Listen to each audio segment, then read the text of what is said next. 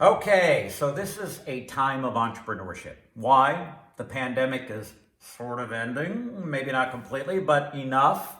A lot of people have decided to give up their previous jobs, even switch careers altogether. This is a time of budding entrepreneurship, and I've got a great story for you. Okay, so when I was 16 years old in the summer between my junior and senior year of high school, my girlfriend at the time, whose name was Janet, told me at the very end of June that she wanted to go on a backpacking trip with the Sierra Club to Yosemite. I really wanted to go.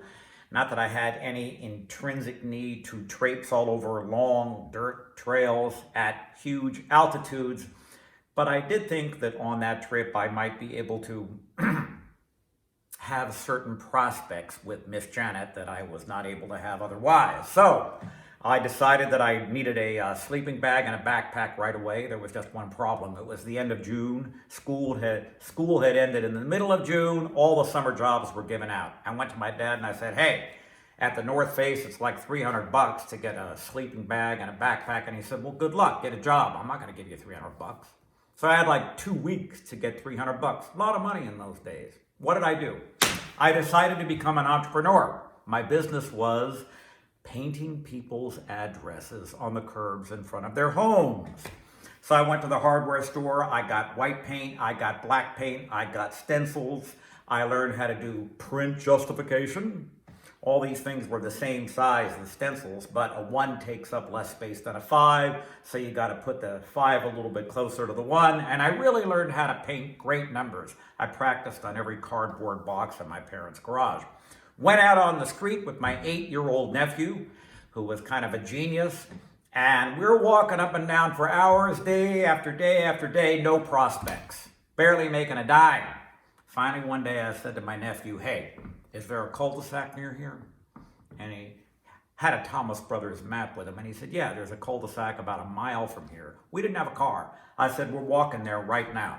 So here are the two of us walking along the street, and my nephew was saying to me, this is ridiculous. We're walking past houses. You could be knocking on their door right now. I said, no, we're not doing well around here. We're going to a cul-de-sac. A mile later, we arrived at the cul-de-sac, which was down a hill. We went down the straight part, down to the semicircle, and I went to the center of the semicircle. Hi, would you like your address painted on your door? Here is a sample of my numbers. She said, no. I said, tell you what, I'll do yours for free. They're clean, they're glow in the dark, they're great. Your friends, your guests will find it easier to find you. She said, okay, fine, do it for free. I did it.